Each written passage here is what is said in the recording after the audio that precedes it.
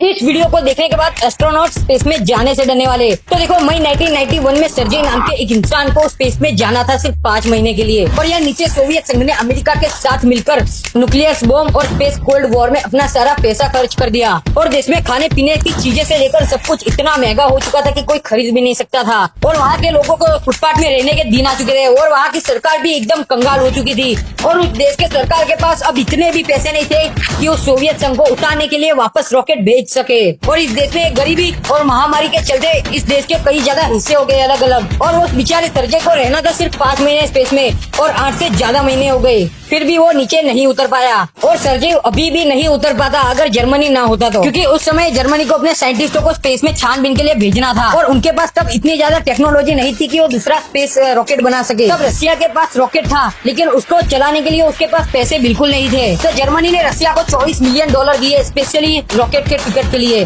और फिर जर्मनी के साइंटिस्ट ने स्पेस में छानबीन कर दी, और जब वापस आते वक्त उस बेचारे सर्जे को भी वापस लेते आए। और फिर पूरे 10 महीने के बाद जब सर्जे वापस जमीन पर आया तो ठीक से चल भी नहीं रहा था, और हैरानी तो उसे तब हुई जब उसे पता चला कि मैं जिस देश के कहने पर स्पेस में गया था वो देश एग्जिस्ट ही नहीं करता।